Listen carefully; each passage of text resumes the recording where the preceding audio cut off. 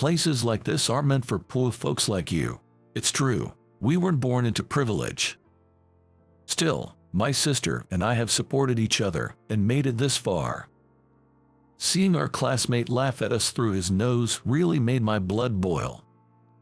There's no watch here that you could afford. People at the bottom should be fine with dollar store watches. Now scram. My sister, staring back at the classmate who was shooing us away with his hand, had a fierce look in her eyes. Is that so? There's no watch that we can afford. Well then, I'll cancel the watch we had reserved. Could you please refund the deposit we paid? And with that, she extended an envelope to our classmate. My name is John. Recently, I lost my parents in an accident and have been staying at a relative's house with my younger sister, who's in elementary school. It must have been tough. We can't offer much luxury, but you're welcome to stay here until you graduate from high school. I'm currently a senior in high school, and my sister, Emily, is in the 6th grade. Having suddenly lost our parents, we were in a daze, but our relatives took us in, even if it was just for a limited time. We owed them our gratitude. However, it was tough living in a large family home. I gave up on going to college and started a part-time job to save money for living expenses for Emily and me, as well as to help out around the house. We had a small inheritance from our parents, but I wanted to save as much as possible for Emily's future, and I also needed to contribute to the living expenses of the relatives who had taken us in. So, I dropped out of high school as the new semester began. John, are you going to be late again today? Emily, clutching her favorite stuffed animal, looked up at me anxiously. She had been less cheerful lately. Being the youngest in the relative's household, I worried she might be getting bullied, but to dispel these concerns, I needed to save money as quickly as possible to find a place for just the two of us. Sorry for making you feel lonely. We'll leave here soon and live together, just the two of us. It won't be long now. I patted Emily's head and rode off on my bike down the still brightening street. I was working a morning paper route. My boss, Alan, was very understanding of my situation and always looked out for me. John, you're planning to go straight into work after dropping out of high school, right? Yes, I've already left school. I'm planning on moving once Emily graduates. One day, after finishing my morning route, Alan approached me at the office. The location isn't great, but I might be able to set you up with a job. Do you want to hear about it? It was at a factory owned by a friend of Alan's, involved in forestry and located deep in the mountains, but they were offering a house near the mountains as a residence. It's tough to rent a place as a high school dropout, and the factory is struggling with an aging workforce and a shortage of labor. You're strong and a quick learner. Alan had arranged this opportunity, knowing our difficult situation and that his friend's factory was desperately short of workers. Thank you so much. This is really helpful, as we were struggling in both aspects. In our rural hometown, job and housing options were limited for someone who had dropped out of high school, so this was an extremely generous offer. A few days later, Alan took me to the remote factory to introduce me, and we also visited the house at the foot of the mountain that they were offering. It was a small, single-story house, surprisingly neat on the inside. The utilities were clean, and the toilet was modern. It was small, but more than enough for the two of us. It was originally a mountain cabin that I renovated for my daughter. She moved to New York for work this spring, so it's vacant now. The factory manager, Mr. Miller, was a calm and kind man. As planned, we would start working and move in March, but during the long holidays, we could stay in the house and work at the factory as a part-time job. Having secured both a job and a house, I went to thank and say goodbye to my high school teacher, Ms. Wilson. I'm glad for you. Life might be tough, but do your best, she said, gifting me an expensive-looking pen in a beautiful box as a parting gift. Thank you so much. I appreciate all the support during this short period, I said to Ms. Wilson, expressing my gratitude before leaving the staff room. Then, I unexpectedly ran into someone I didn't want to see. It was Bob, the son of a landowner in this area. Always acting superior, he's the typical spoiled rich kid. "Hey, it's Pua John. I heard you quit school." He approached me with a smirk. Working after quitting school, must be hard being poor, living off his parents' wealth. He's always been like this. Being the son of a landowner and one of the wealthiest in our class, he always needed to feel superior to others, constantly belittling everyone. Of course, I was no exception. In this rural area, our class had mostly stayed the same from elementary through high school. Most of my classmates had endured his arrogance for 12 years, but I was relieved to retire early from it. During field trips, he would show off his lavish multi-tiered lunchbox filled with gourmet food, critiquing everyone else's lunches. "Wow, your lunch is so plain. Just frozen food. Feel sorry for you. Commoners' lunch is always so small. Can't afford more food. Such comments would leave me silent, looking down, unable to respond. He spoiled the fun of every trip. His behavior wasn't limited to field trips, sports festivals, cultural festivals, even everyday school life. He was always the same. "I'm everything, and you all are nothing." That was his usual taunt. If anyone tried to respond, he'd say, "Whoa there, don't talk back to me, poor guy. I might catch your poverty, haha. But today," he added, "I'm different from you. After graduation, I'm moving to a luxury apartment in New York and going to a prestigious university." While I thought his university choice didn't matter, I was relieved this would be the last time I had to deal with him. "Yay, that's great," I replied briefly and quickly left. Then, as the new year turned to March, Emily graduated from elementary school and was set to start middle school next month. "We appreciate everything you've done for us. From now on, it's just the two of us." With that, we left our relative's house and moved to our new home. Our belongings were surprisingly few. During the winter, I had gotten my license and bought a used moped for commuting, and I worked hard every day at the remote factory. I bought Emily a bike as a gift for starting school. The commute was long, but we managed. "Sorry, it's far and inconvenient for you to get to school." "No, it's okay. Thank you for everything, John. You work so hard every day." Fortunately, the factory's hours ended before dark due to its remote location. Though I started early, I managed to shop and cook dinner every day, ensuring we always ate together. We made sure to have conversations during dinner, despite the hardships, and life was relatively enjoyable. "John, I have a request." As she was about to enter high school, Emily spoke seriously.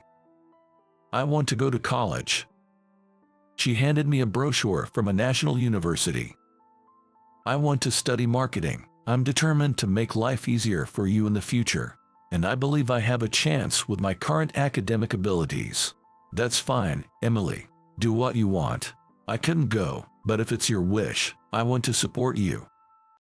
I have been saving from my part-time job before dropping out and hadn't touched our parents' inheritance for this very moment. We were able to rent this house at a low cost thanks to Mr. Miller's kindness, and we hadn't indulged in any major luxuries. So I had enough savings to afford her education at an average private university. When I told Emily this, she said, "Thank you, I'll definitely pay you back," and studied even harder. Already excelling academically, she consistently topped her class in high school and got accepted into her desired national university on her first try. "Well, I'm official. I'll come back during the summer and New Year holidays, so don't look so sad. I'll do my best." With her few belongings, Emily boarded the train. The house, where we had supported each other for 6 years, suddenly felt too spacious. Emily was doing her best on her own, and that motivated me to continue working hard. Even though Emily was attending a national university, living alone was costly, so I sent her money every month. It was always a joy to hear about her university life when she came home for the long holidays each year for 4 years. "John, I'm fine now. Thanks to you, I've landed a great job." In the spring of the 5th year after Emily left, she called with cheerful news. She had secured a position at a well-known major marketing company. "That's amazing. You've done so well." I couldn't stop my tears over the phone. Ever since we left our relative's house, I knew we had faced many challenges. Our situation was far from privileged, and I had to ask her to endure a lot. Going to college, that was the first thing Emily ever asked of me. "What are you talking about? I only made it this far because of you." We praised each other with those words. Half a year into her job, Emily sent me a letter along with an express train ticket. "Dear John, now it's my turn to repay your kindness." The ticket was for my birthday. "Hello, Emily." I called her in a rush. "Hey, John, did you get the ticket? Come visit me. I'm waiting for you." Emily's voice was playful over the phone. On the day, I had to leave work a little late, so I ended up heading to our meeting spot in my work clothes. "You're going to see Emily, right? Take it easy and take the next 2 days off," my boss said. I barely caught the express train in time. In about 2 hours, I'd be at the place where Emily was waiting. I wondered if it was okay to meet her in these clothes as I drifted off to a brief sleep. "John, it's been a while." As soon as I arrived at the station, Emily ran up to me. Seeing her after about half a year felt both nostalgic and reassuring. "It's been a long trip, thank you. Come on, I have a place to take you today. Follow me." She took my hand and led me to her car. Riding in the car Emily drove felt oddly refreshing. As we chatted about trivial things and drove, we arrived at a high-end watch store. "This is the place." She urged me out of the car and into the store. "I wanted to give you a lifetime gift for all the help you've given me." No, I'm not dressed for this, and it's too expensive." She practically pushed me into the store, where I was stunned to see a familiar face. "Welcome. Oh, it's you, John." It was Bob, our former classmate. "What's with that outfit? This isn't a place for poor people like you." He made a shooing gesture, obviously annoyed. Emily immediately stepped forward. "I'm here to buy a birthday present for my brother. Is there a problem?" "Well, so you're begging your sister for watches now? You're hopeless." He laughed mockingly, comparing me and Emily, then turned to her. "How did a poor girl like you manage to buy a watch from here? Did you sleep with some old guy for money?" Emily remained cool. "Hey, what do you know about my sister? So is your sister doing sugar dating for her brother? Even if you wear a watch from here, it won't suit a dropout like you. Pearls before swine." He opened the store door. "Bottom feeders should stick to dollar store trash watches. Now scram." Bob tried to shoo us out. Emily took a deep breath and then said quietly, "I understand. We can afford a watch from here, can we? That's what I'm saying. Now leave." Bob responded grudgingly. Then, Emily pulled an envelope from her bag and handed it to Bob with a smile. "We'll cancel the watch I reserved, so please refund the deposit I paid in advance." Bob's face turned blue as he looked through the envelope, which bore an expression of disbelief. Inside was a receipt for the deposit, paid for a limited edition watch worth $200,000.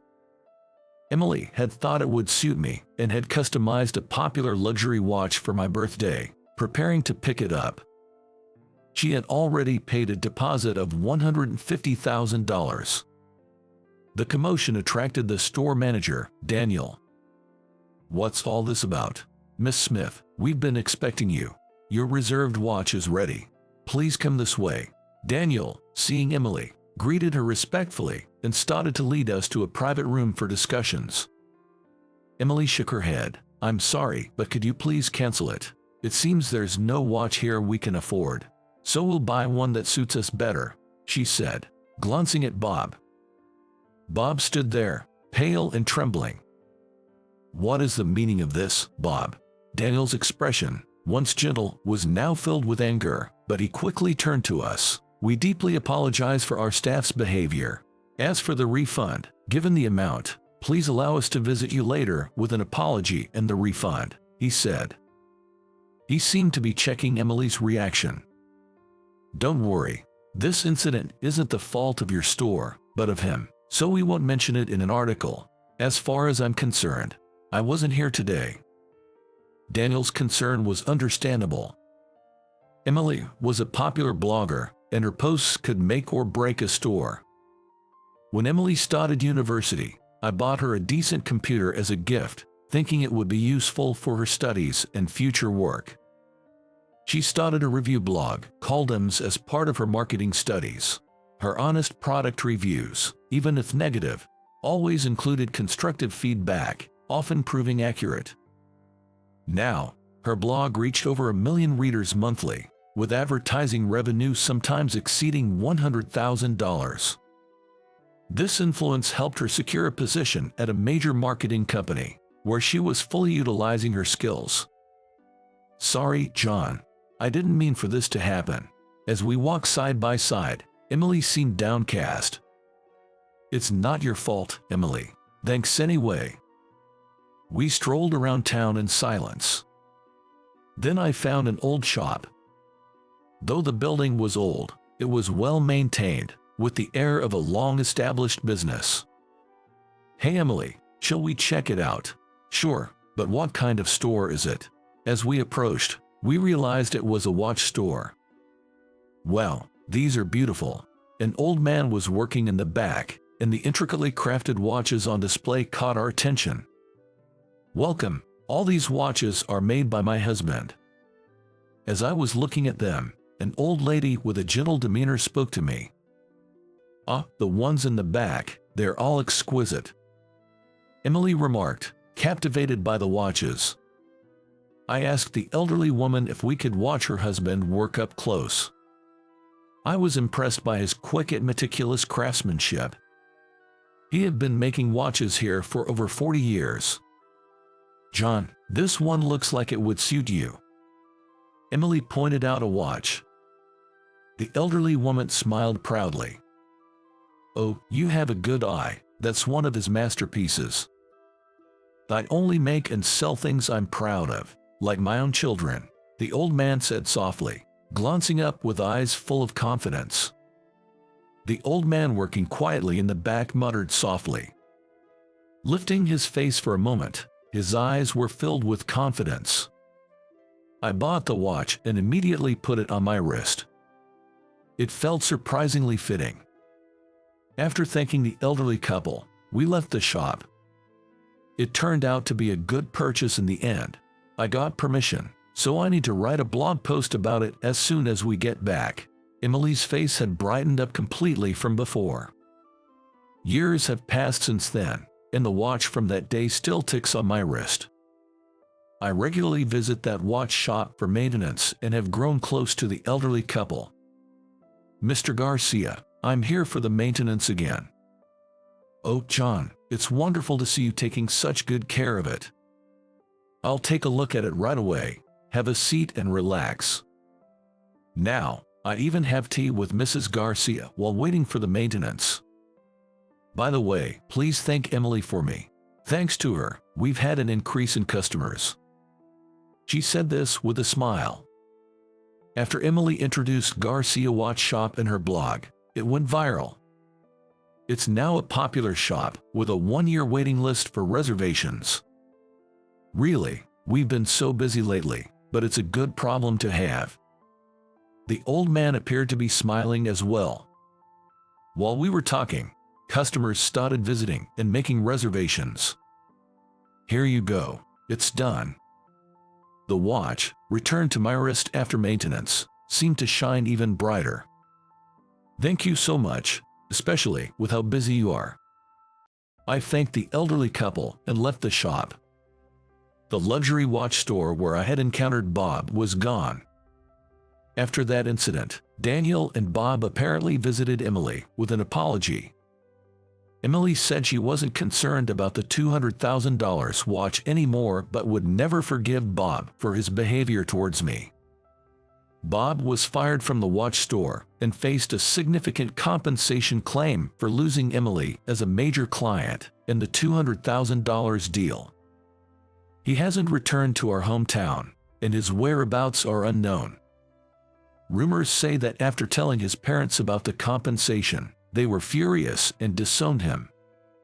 Emily and I have since married, and I moved to Tokyo.